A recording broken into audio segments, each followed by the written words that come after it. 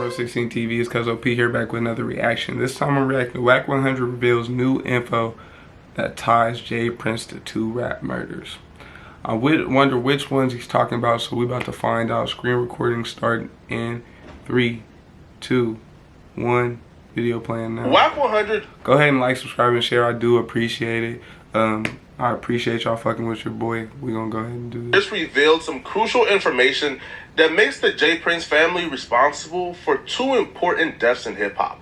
And the 2 deaths I'm talking about is the death of Takeoff and the death of Duke the Jeweler. For years now, the Prince family has received credit and blame from I thought that dude was actually a jeweler. Like, I'm not even playing. I really did. There's been no proof that the Prince family did anything wrong or they are responsible for anything up until now. Up until the recent bombshell that wak100 just released. Try to keep up with me. So Takeoff died on the night of Halloween in 2022. And so far, what we know about his death is we know who the shooter is and we know what took place moments before the shooting. Takeoff, arguably the best member of the Migos. Best flow, at least. You know what I'm saying? He has some real, you know what I'm saying? He came out hitting sometimes. Best chorus, Quavo. Well, arguable between him and bro. Most versatile is so Takeoff is standing directly behind Quavo. Takeoff. Well, not Takeoff. Other one. Bad and Bougie. So Quavo is who you hear having an animated discussion, as you probably already know. Now, you will hear Quavo say, I know they won that round, but we're going to get that right back. Yeah, you talking about Dice.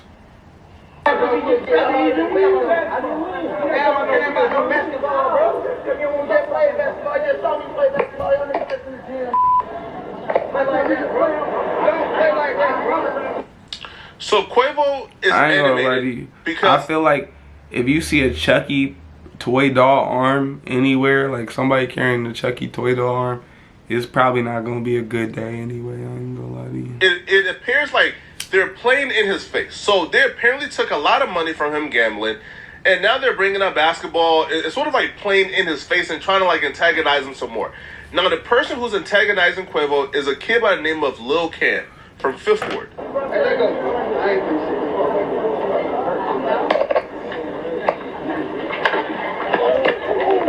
A lot of this info you already heard from me, so just stay patient. I promise. This is another one of them situations where it was over Dice. Why did a nigga have to die? Like, you know what I'm saying? I would understand if it was like really like, oh no, it's bad, but it's like a nigga had to die over Dice. Like, I guess one thing if somebody pulls out their gun like, I'm finna rob you, and then you pull out yours like, no, and you smoke him, that's fair game, you know what I'm saying? He was playing a game where you were scared, you know what I'm saying? So I get that.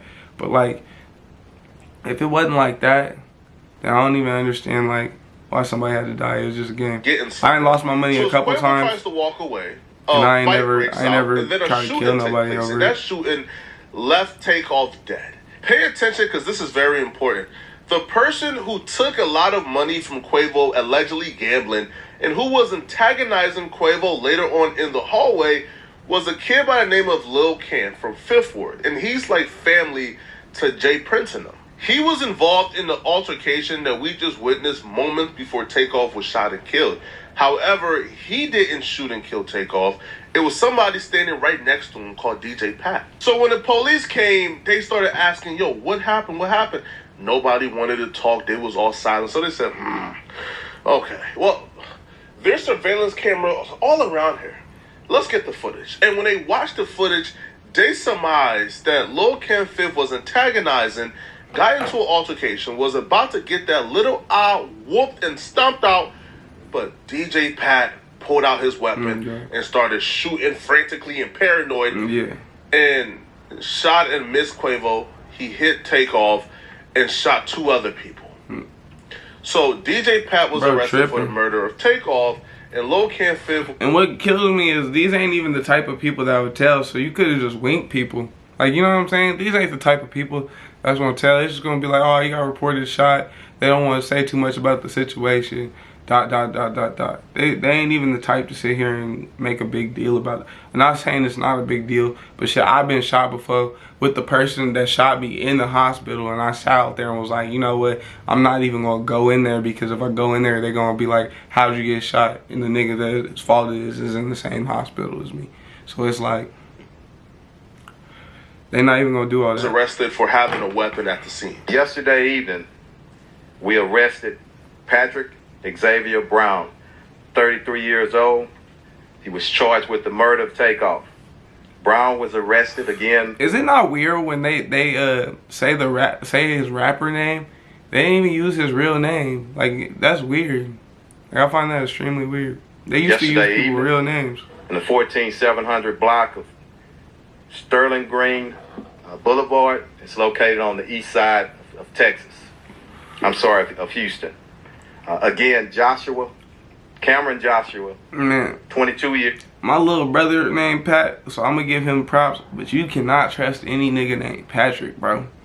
Niggas is grimy, dark, and evil. Swear to God. Don't trust any nigga named Patrick. Swear to God.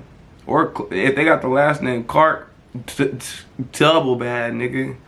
Double bad. Was arrested on November the 22nd for felon in possession of a weapon. This was a really bad look for the Prince family, because they're all about mob ties, check in for protection, and they had promised to protect the Migos while they were out in Houston. But instead of protecting the Migos, one of their entourage members killed one of the Migos. This was a really bad Which is look. some So to goofy do shit. some damage control and sort of save the reputation of his family, Jay Prince Sr. went on Man Osborne for game, and he passed the buck on to Quavo and his team and claimed that they were the aggressor, and it's their fault the altercation happened, and it's their fault that shots were fired, and essentially it's their fault that Takeoff had passed away. Mike Prince, I'm gonna ask you a question. Look at the way Gilly You looked was there, over. and you know a lot of people saying you trying to de-escalate the situation, and then things just went left. What happened, Mike? It wasn't about no dice game. You know what I'm saying? It wasn't about no gambling. It wasn't about none of the things that the media and all these. I didn't even know there was two Prince kids. I ain't gonna lie to you. I did not know that. Unless that's his brother. I didn't know there was two of them. You know, we call the media whores just trying to capitalize and draw a story that wasn't there. What about the people that feel like still nothing should have happened? Cause they was with the Prince family. What I would say to that is, you know, I have a track record, man, and the Prince family have a track record of 30 plus years of, you know what I mean, honoring and I used to loving see on our guests. I used to see Rap-A-Lot chains and documentaries when I was small, bro.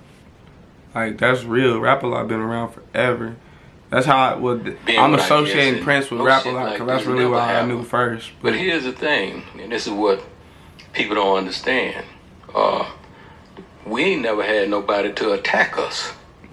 You know, if you know what I mean. You know, when a man attack a situation with a weapon, then, you know, it become a playing field where, you know, any and everything goes. So see, now he playing strategy games.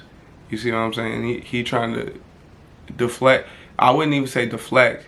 He trying to make sure, like, you know what I'm saying? Like he said, damage control. You know, I was watching the show The Recruit about the CIA and shit. They be doing damage control. Make sure shit don't reflect back on them bad. If that's true, you never know. I don't think they would let that information out if it was 100% true. You know. And he didn't attack the Prince family, but he attacked, you know, people that we know when it was totally unnecessary. You know what I mean? For you to attack a man with a weapon. Pay attention. They went out of their way to quash the rumors that this was over a dispute over a dice game. And we're going to discuss exactly why they took an invested interest and went out of their way to try to dispel the dice game rumors. Now, Jay Prince will further explain and actually list exactly who he's talking about. He will claim that an entourage member with Quavo, that entourage member took off on Lil Kim Fifth because Lil Kim Fifth was about 5'2", so he probably thought he was an easy target. He took off on Lil Kim Fifth, after Lil Camp 5 was antagonizing Quavo, and that right there sparked off the altercation and led to the shooting. And he will put 100% of the blame on the And that's what makes it stupid too, because it's a fair fight. Unfair in size, but a fair fight as far as it was a one-on-one fight, so I even had to go to all that. Member with Quavo and Takeoff and not on the shooters. Because what that's going to do is put a man in a position where he want to protect himself. And that was the root of igniting this gunplay, which is this homie, you know what I mean, and this paperwork. So, as everybody could see on the video, you know, this dude, without having a green light from Offset, nobody told this man to, you know what I mean, attack somebody and, yeah, Quavo, I mean, you know what I mean? Nobody gave him a green light to attack, you know, a 5'2" guy. You know, this is a big nigga, you know what I mean? So I guess he felt like, you know, the little homie is somebody he can just hit and knock out and different things like that, and it don't make it was fair. a wrong thing to do, man, and it was an embarrassing thing to do because it was, you know, like Mike said, it was so unnecessary. It wasn't even that type of atmosphere. You know, y'all talking about a basketball game. That's the second time they brought up the fact was, yo, this was all over a basketball game dispute. They was talking about a hypothetical basketball game, and that's why somebody lost their life. This wasn't over no gambling and rolling dice dispute. They went out of their way to quash that over and over and over again, and there's a reason for that. But before we discuss what that reason is, see, now I can't leave because I was about to leave, but now I need another reason. Investigation. That's why you gotta watch the rest of the Flacco videos and the Cuzzo videos.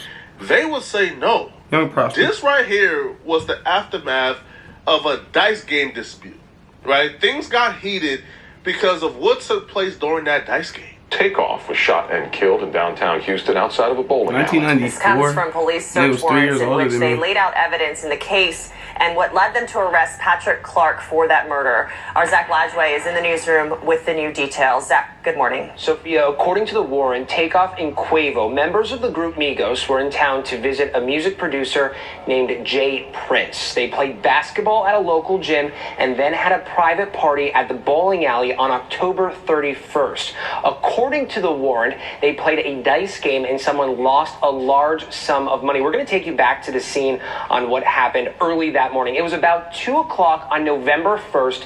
34 people were gathered outside the bowling alley. This, of course, was after closing time. It's crazy because we saw their transition from back to the bando to what we got now. Like, we literally saw them from being like the rough-looking guys to do Versace to being like, oh shit, it's the Migos. Like, it's crazy.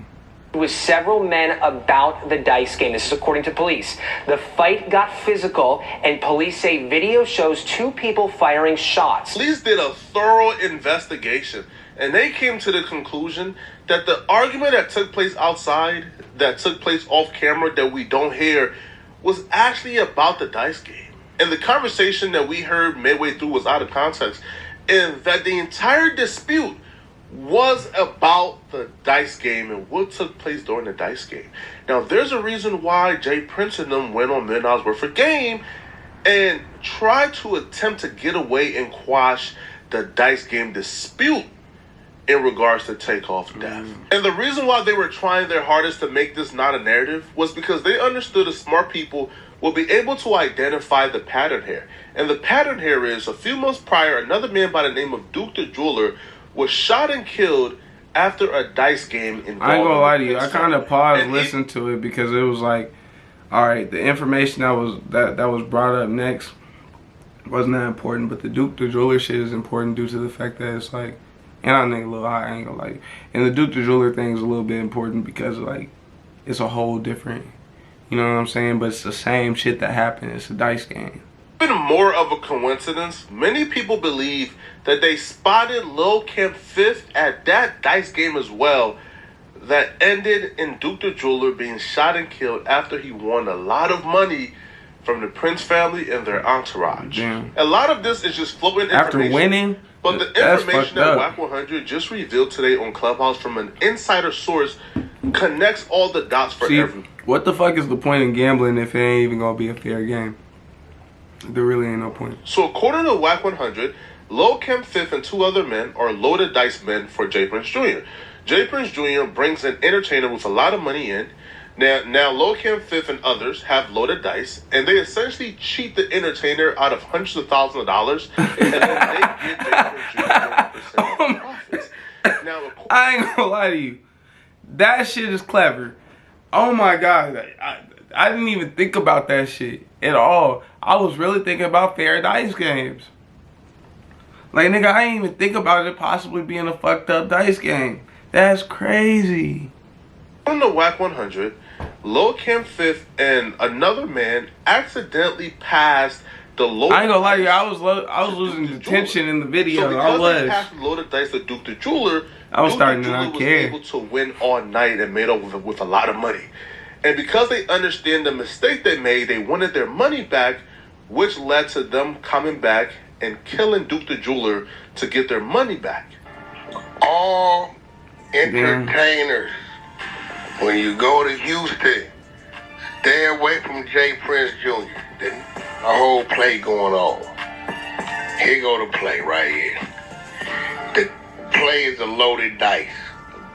Now I'm gonna talk about something. Let me see if y'all catch up with them.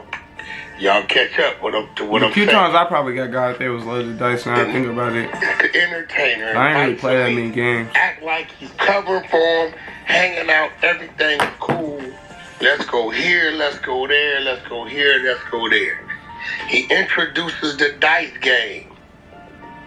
He got 3 right, who rotate the dice. Now these dice is loaded.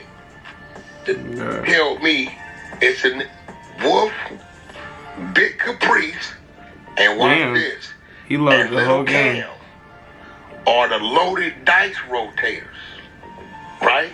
So he said basically they be like, all right, when they pass the dice, these niggas already got the other set of dice in the hands. So then they go ahead and just give off the other dice and keep the loaded one. We'll keep the unloaded one. Then give the rapper the unloaded ones. That a certain jeweler round and got past the dice on accident and was hitting all them for a couple hundred.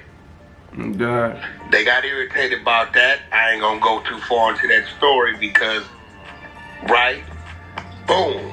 The only way they could get their money back was have their money back. He said, but Lil Cam, Wolf, and Big Caprice are the 3 designated to say I'm up, I got the neck, and they pass the dice to each other, but they loaded, but they shooting against them up in town, the entertainer.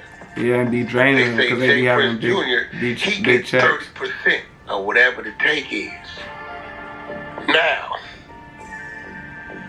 when we was watching DJ Academics. If this is true, that means the Prince families are orchestrators of a loaded dice scheme that has led to the demise of multiple rappers. God. That means that they're leading entertainers. They putting pains in the people's pockets. They leading these people in and getting them. I ain't gonna lie, we're gonna end it right there. That's crazy. And I'm not even gonna sit here and smile because it's like, the only reason I'm smiling is because it's like, damn. Like, you thought about the most, like, fair way to get over on a nigga. Like, that's, like, not fair, but it's like, damn, I ain't even gonna lie to you. Anybody premeditated.